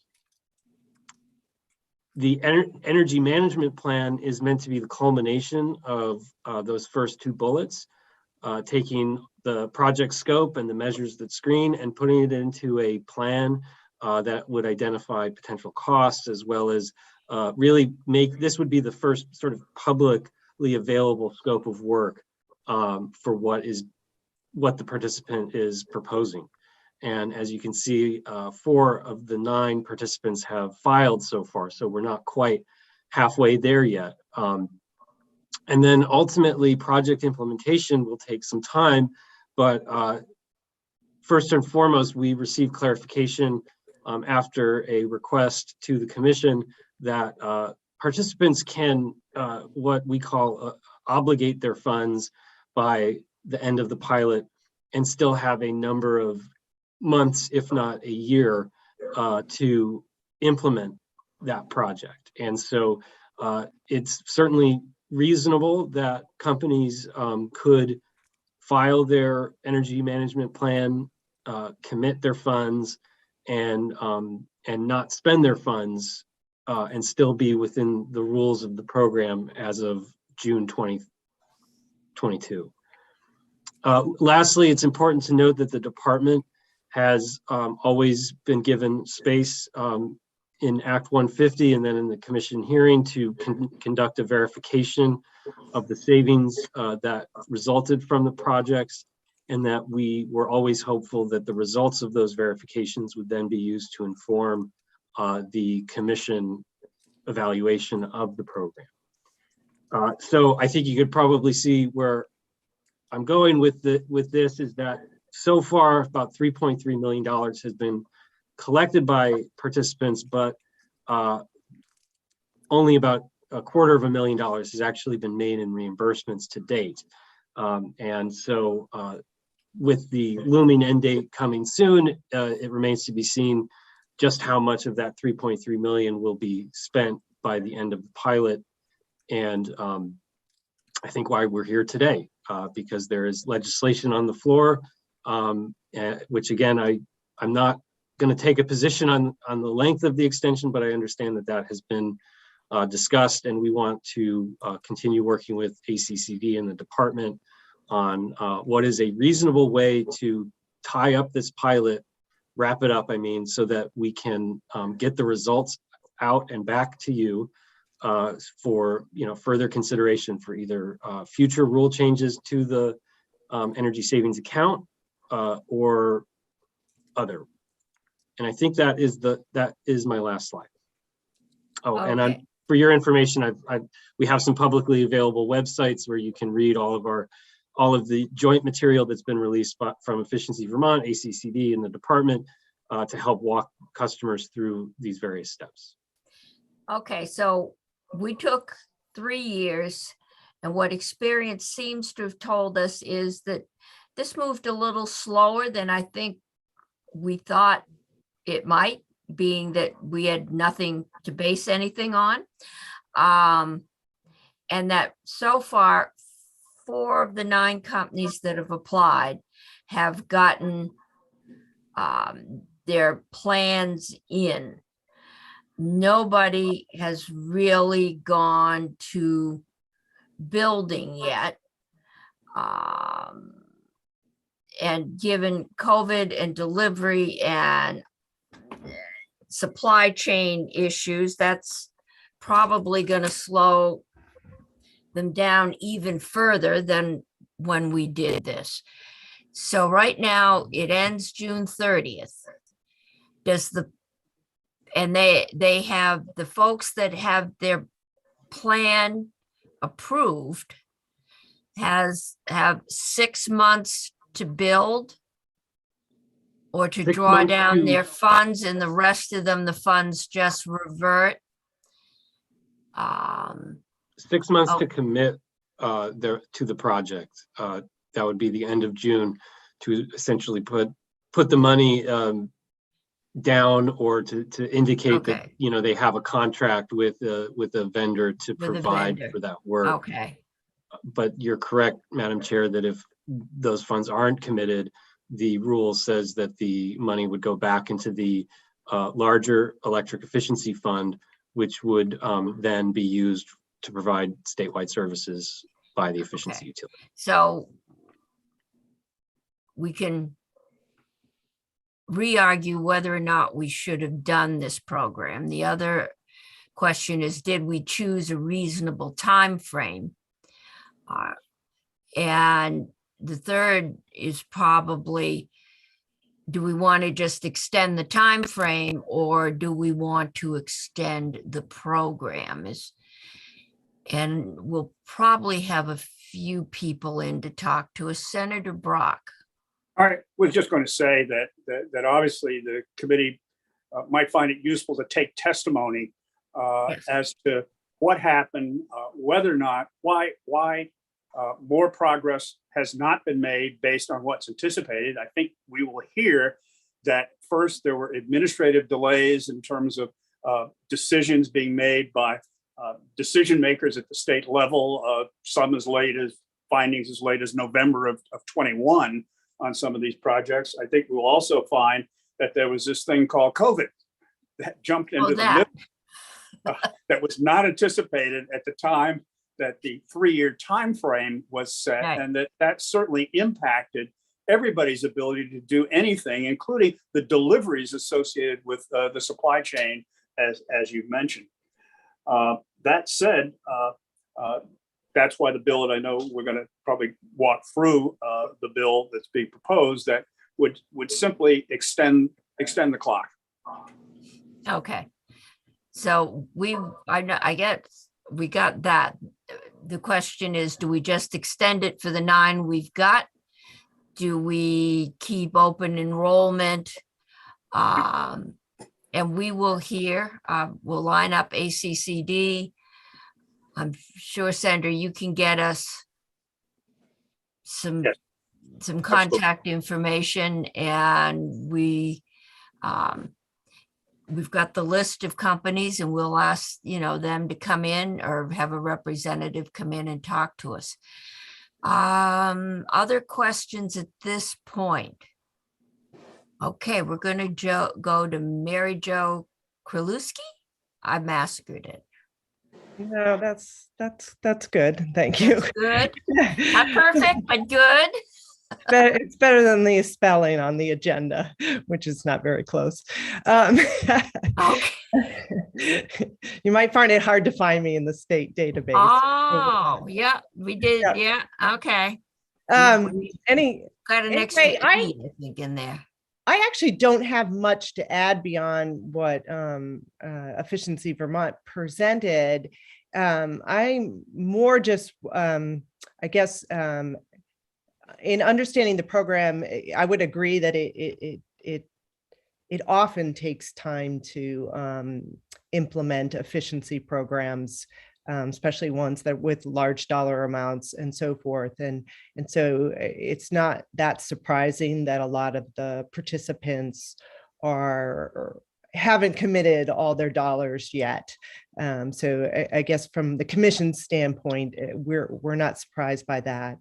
And we also recognize that COVID really affected many efficiency programs, not just the ones in this program. So I think people are now sort of getting their heads around how to proceed through COVID. And so I would expect people to be able to go forward a little quicker than maybe they did in the last year. That being said, the commission did issue something in the last, I think it was 6 months, to let the participants know that if they had committed their dollars, they could continue to build projects after the pilot end date. Okay. So the June, but that would be that they had committed to projects. You know, they had scoped them out and they knew what their projects were, and they had committed a certain dollar amount. So that's how it is now. So there might be a benefit to extending the program date to enable that to go even smoother. Okay. You know, to allow people to commit a little after that period and still build projects. One thing about the extension, how it's written now, it wouldn't, at least how I read the proposed language, it wouldn't expand the number of participants in the program, but it would allow extra dollars to go into the program because it's an annual limit. And I'm not sure if that was the intention or it was just the intention to complete the projects dedicated for the first 3 years of the program. dollars. So right now, as written, if you extended it 3 years, there would be another, up to 6 million that could be committed by those. At least that's how I read read the legislation. And if that's the intent, that works. But if the intent is just to give them more time to complete the projects based on the initial 6 million that's committed towards the program, I don't think it reads that way, or you could interpret it that way. So those are, yeah. So that was my only, thought on, I don't think the commission has a position on whether you should extend the program or not extend the program, but would like to see some clarity on what is meant by the extension. Yeah. And I think that's our decisions. Do we just extend it for the present? Do we allow new membership in? Did we have a closed time in the original bill that companies had to sign up by? Has the door been closed, or has just no one shown up in the last 2 years? I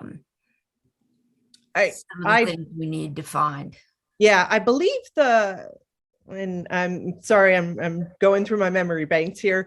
I believe the original bill was written that there was a limit to when people could sign up by. Okay, I wouldn't be surprised. The RFP, I think, had a deadline which was met, and the solicitation for folks was met consistent with the statutory language. Okay, Senator Pearson. Thank you, Madam Chair. I'm curious if you would help me think about this when we talk about the possibility of extending the timeline. Are you addressing your question to Mary Jo? Yes, to Mary Jo, Okay. as our sort of state regulator here.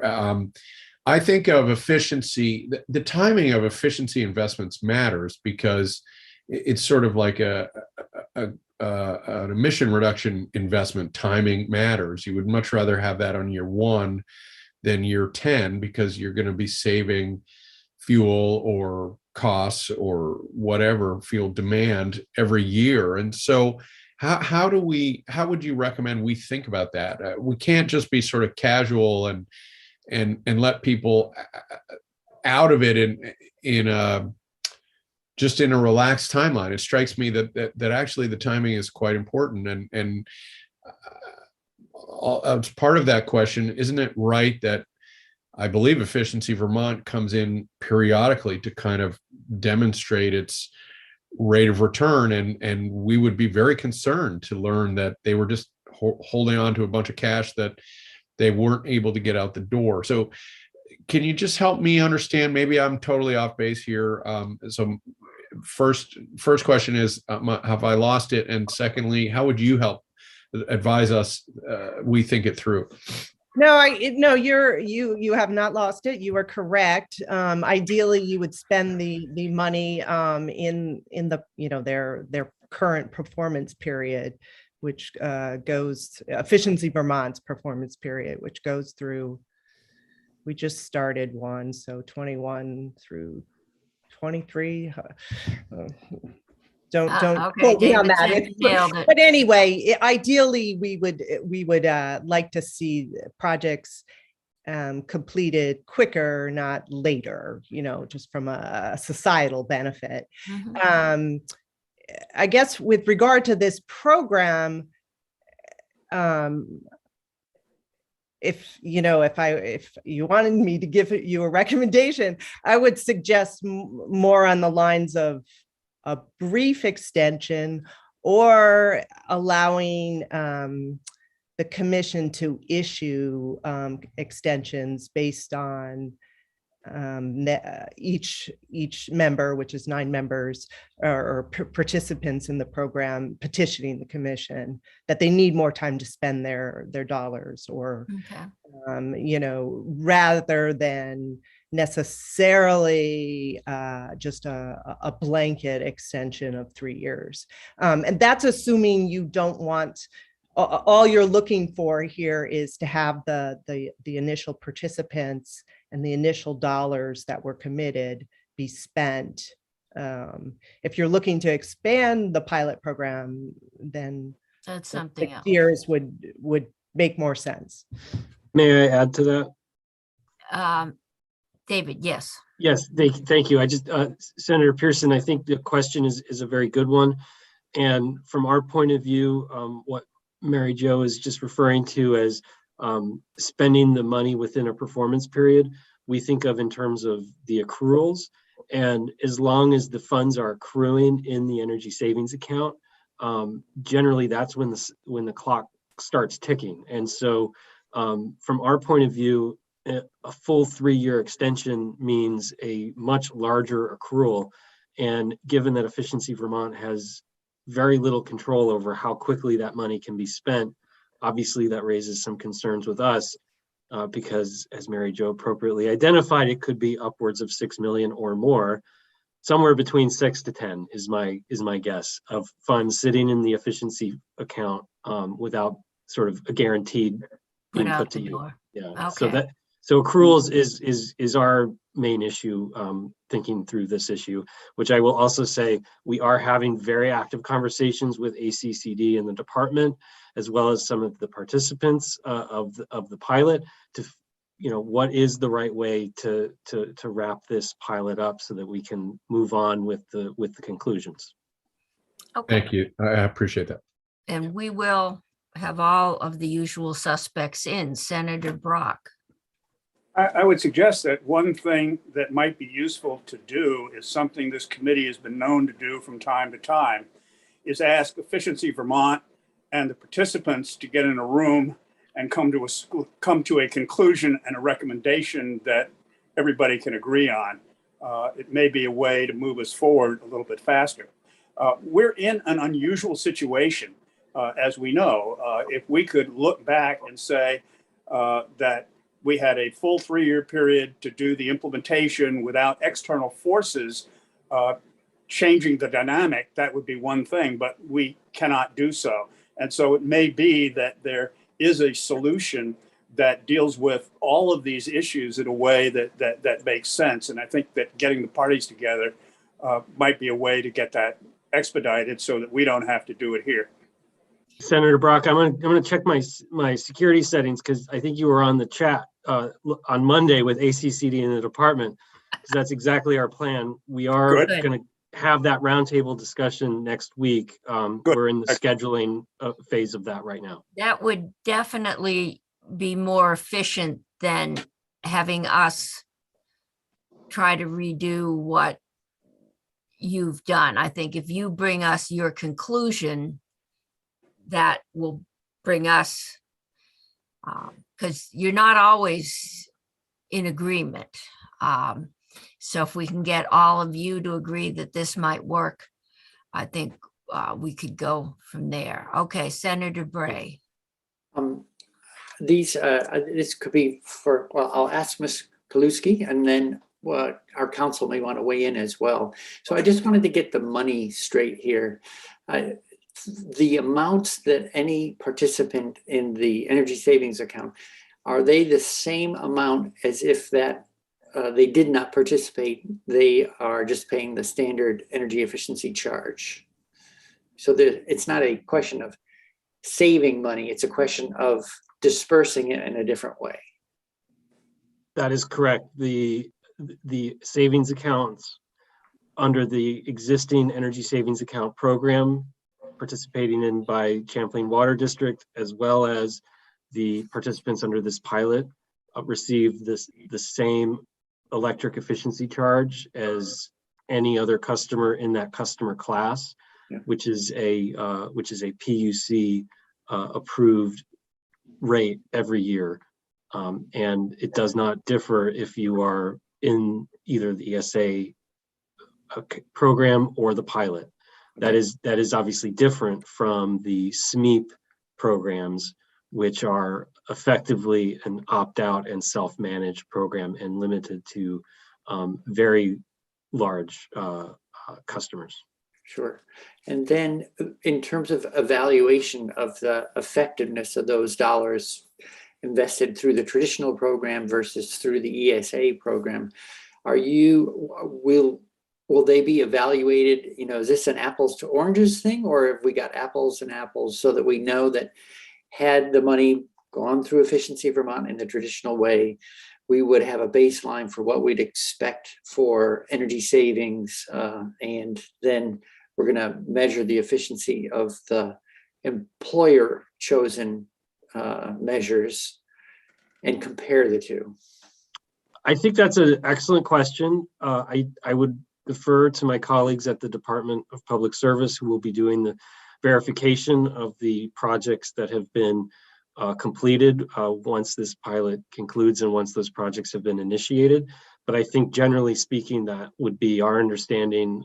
First, you verify what was done, what was the effect, and then ultimately, I would imagine the Public Utility Commission, in its evaluation of the program, would then identify whether or not those funds were creating the societal value or a comparable societal value. But I would defer to Mary Jo on any thoughts the commission may have. No, I'll just add is, I think part of your question was, do we evaluate the projects the same way we would any energy efficiency project? I think that's correct. They're using the same cost effectiveness test and savings that they would do. The only difference here is it's these are some of these projects were traditionally electric efficiency funds, right? But they might be going towards thermal projects where the evaluation isn't in megawatt hours saved, it's MMBTU saved. So there isn't a straight apples to apples comparison as if we had just left the money in the fund as is, and it was all just spent on electrical efficiency. Okay. Well, I think, so individuals at home don't have the opportunity to evaluate their participation in the energy efficiency programs in terms of their personal savings. So it's an interesting question as to what the societal benefit is when we allow people to choose their own path forward on managing an energy program. Because I'm just wondering if, if we're gonna, if the performance measures aren't the same, I don't know if we're delivering the same social benefit. And that might be fine. We could go to a third metric and say, well, how about greenhouse gas reductions per dollar spent? Maybe that's it, We've been trying, I think, to move into other fuels. I thought, and maybe it's still kicking around, we had authorized up to a certain amount of electric. And that may be the bill that's still sitting in your committee, Senator, but I thought we had allowed a certain amount of money from electric efficiency to be used for efficiency in other fuels, because we've done a really good job in electricity. I think that's and it's true. I getting think harder. We need to move on. Madam Chair, we do use money to lower the cost and change in other fuels. And we do that through appropriations. This system is using money that a whole bunch of ratepayers contribute to be used for a purpose that it was not designed for, to people who have already seen the greatest benefit in lowered electric rates because they use so much electricity, who now get to go into that same place and get more money to not help, to deny other folks who are paying the efficiency charge opportunities to get some efficiencies, so that this group can get even more efficiencies. Okay, we will get efficiency in, but I believe they have not asked for a rate increase because of the money that they have on hand. They've met their goals. This is the money that these businesses would pay in. Yes. It's not available to other ratepayers, but I'm not clear at all that we are not doing other projects because they're holding on to their money. They are not taking the money that I'm paying in. They are. It's their money. They They are not paying in. Then why don't you and I get to keep our money? It's probably because we don't provide 250 jobs in the Northeast Kingdom. Well, then, if we're going to subsidize jobs in the Northeast We Kingdom, may well how be did doing we- that. Yeah, how did we Senator, we are decide to have arguing a ratepayers do decision it? we made 3 years ago, and you argued against it very well then. We're eating into your break. This is not the end of this discussion. I'm going to move us on to the next bill, or we will be here for the rest of the day. Alan, I hope 161 is less contentious. Is it? I'm going to damp down my Irish verbal assault as good, clean, fun instinct. Too many Irish people on this committee, Madam Chair. That's right. And we're going to thank our witnesses for the last one. And thank you. And if you can work out a proposal for us that probably would be the most efficient, pun, I don't know if that was intended, way to do it. Yes. No, thank you for opening that opportunity for us. Yeah. I'll be happy to come back to the committee after a few more weeks of discussion. Thank you. Okay. We have crossover, so. Understood. Yes. Thank you. Dan will remind me of that very yes, regularly. We may find Absolutely. a vehicle. The chair Thank does you. like to decorate Christmas trees, but it would be easier if we did it in its own vehicle. Okay. Understood. Thank you. All right, Ellen. Great, let's go to We're into the break. simple All bill. right. Let's talk about Rygate. Yeah. Oh, God. Christmas All right, trees. this one isn't gonna be any easier. Okay, So I think I was not able to join you last Thursday. You did receive a number of witnesses testimony on S-161, the extension of the baseload renewable power portfolio requirement or the extension of the Rygate requirement. And I don't have an amendment prepared because you had a lot of discussion on the options that were presented to you. So I'm here to maybe help yeah, facilitate that we've had discussion. a lot of proposals submitted to us. But I've told Ellen and I've told the proposer of the amendments that we need to talk and decide what we want to do. And then Ellen will draft that amendment. And the base question is, do we want to extend this plant's ability to take part in the program it's taking part in, which basically makes it economically viable? And the owner has said, if you don't extend it, I'm out of here. I've got some kind of an insurance and I'm gone. We know it costs more to produce, and we know it is adding slightly to the cost of electricity overall because utilities have to buy it. The issue that's been offsetting that is that it is an integral part of the economy in a section of the state that is struggling and has been struggling for years. This is probably one of the last remnants of the logging industry. This softwood, scrapwood, non-timber wood used to go to paper mills, and the paper mills have all shut down and gone elsewhere. You can still sell timber. I believe the testimony we've had is if you can't sell the rest of it, that's your break even. And I think we heard that 30 small loggers or businesses would probably go out of business. And the question we got Senator McDonald's last questions were, how much of the wood is coming from New Hampshire?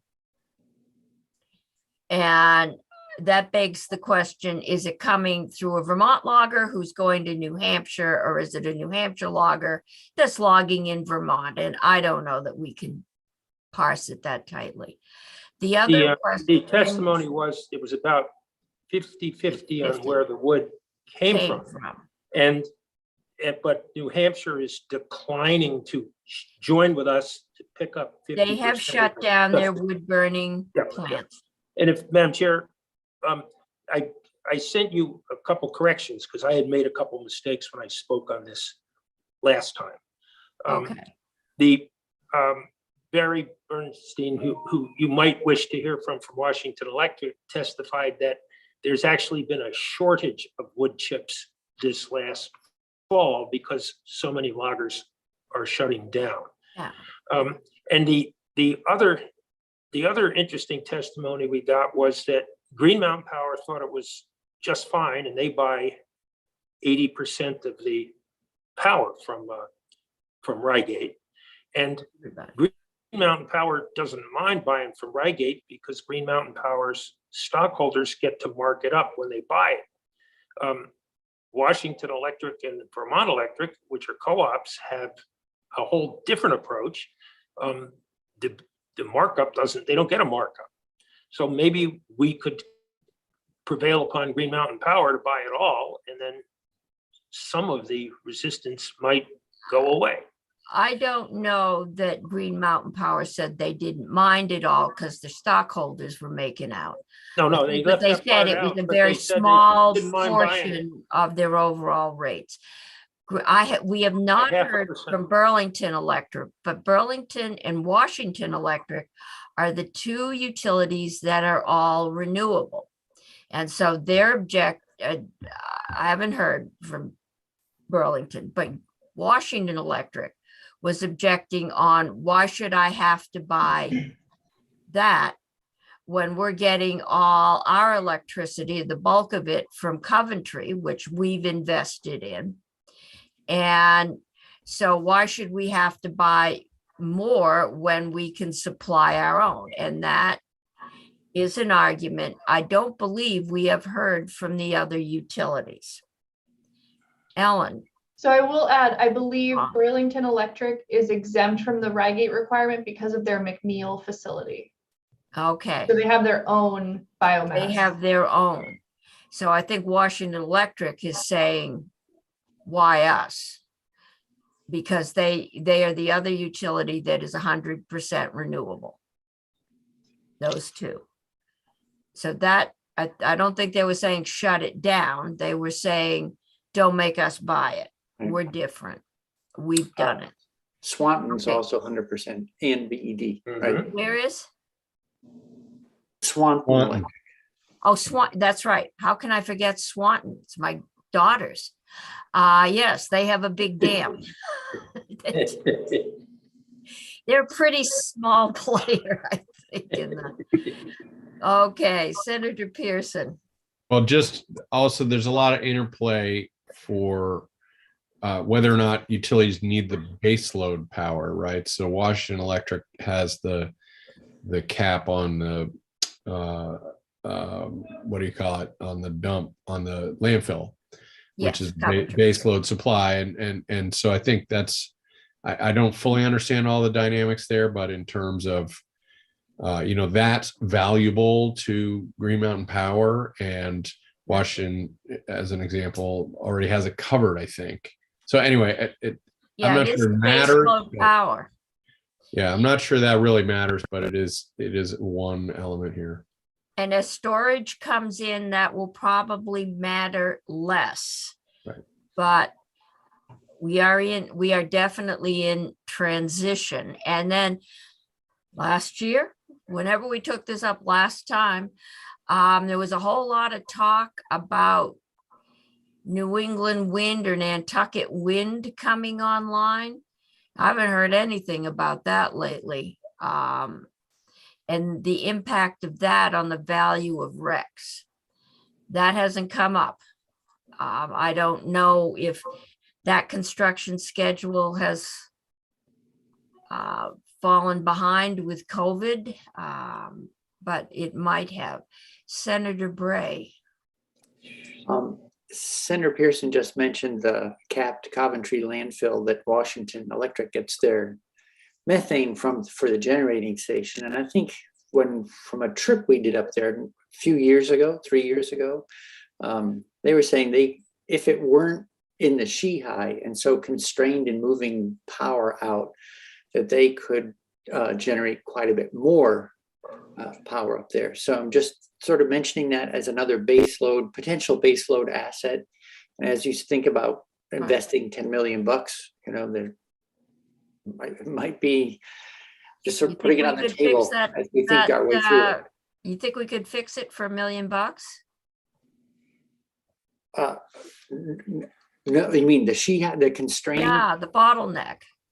No, I think it's a more expensive bottleneck I than think $1 million. I think if it was just $1 million, we would have done it with the first ARPA funds that showed up. Yeah, I think it might be more like 70 or something. Yeah, Fixing expensive. fixing bottlenecks is not a shared cost with the New England grid.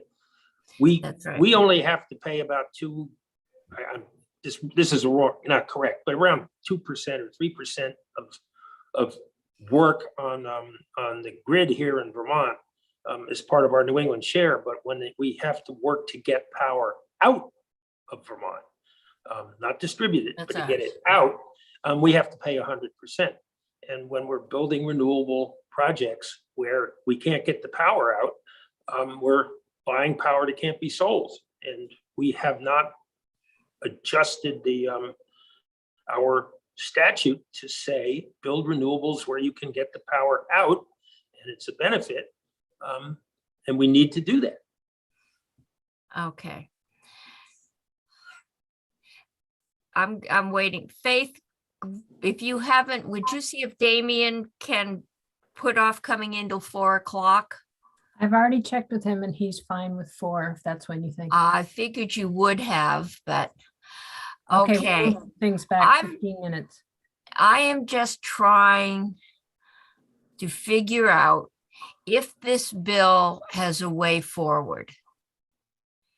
And if it does, that, you know, do we want to do it? And if we decide, yeah, this is worth doing for X number more years. And I think it is a reasonable request to say, if you want somebody to put in a char plant or a shrimp farm or all the other things we've heard, they've got to have a longer time frame than 3 years to make it cost effective to make any investment. And so do we give them that longer time, which also, in the end of that amount of time, we probably will have electric storage or green hydrogen or any of those other things as base load. Or maybe we will have straightened out the bottleneck. Or do we just cut the cord now?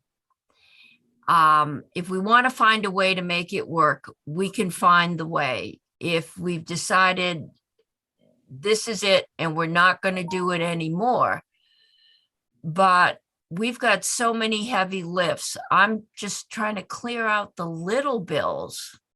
Why don't we give them another year to make a more detailed presentation when we have a 2-year biennium to work through it? Just give them another year at the current rate, which is probably a better rate than they would get over the 6 years. And so they can concentrate on finding a good way to move forward. Well, I think if I'm remembering the testimony, they could move forward, but no potential customer is going to commit not knowing that if Rygate's going to be open, because they're depending on Rygate as their heat or power or whatever source they're selling. So to get anything beyond, yeah, that's an interesting idea and we'll talk to you. And if you can, maybe if you can get it for 10 years, we'll commit. But that was the testimony, that the time frame wasn't long enough, because I think we were out 5 years to make it financially viable for anybody to make the capital investment necessary to make anything viable down there. Well, it's been a And I don't know huge what happened swing to the in, wood chip plant, but it's been a huge swing in the economics in the last 2 years with plant closures and et cetera. If we just agreed now to say, Rygate, you got another year at the same rate, go out and pursue things and we'll take it up next year. They can't lose on that one because they'd be subsidized for another year. And it would go away for now. Okay, I'm pretty sure Dylan's listening to us, so we'll probably all have emails. If not, I will let him know if that's our decision. Senator Pearson. Well, Madam Chair, the challenge is I don't believe any of us have figured our way through this chicken and egg problem. And so there is some simplicity to what Senator McDonald's saying, although he's punting the chicken and egg problem down the road, but presumably with a little time, maybe a solution emerges. So if you're in a hurry, I'm not sure I see a better option. Yeah, I don't want to spend committee time, which right now is more valuable than gold, on a bill that we just seem to be spinning our wheels on. We haven't made a lot of progress. So maybe just kicking that can down a year. I'll ask, the other side if they can live with that, and we'll see where it goes. Senator Hardy. Thank you. This is a question for Ellen. I don't have the draft or whatever it is, the bill up in front of me, but there isn't a draft. Well, no, there was a bill. There is a bill. Yes, it's Yeah. S. 161. 161. I don't have it up in front of me, but didn't we last year give them a few years? So they didn't have to come back to us this year, No. correct? They could have come back next year. So Right. giving them another year, I'm not sure. We already gave them time and they just chose to come back because they didn't think they could get any further down the path that they wanted to go without us giving them more reassurances. So I'm not sure another year is going to make a difference. They already have it. Okay, we're gonna block out some more time. What they needed was the reassurance that that rate, if they did everything we asked, which is to get somebody else there to co-locate.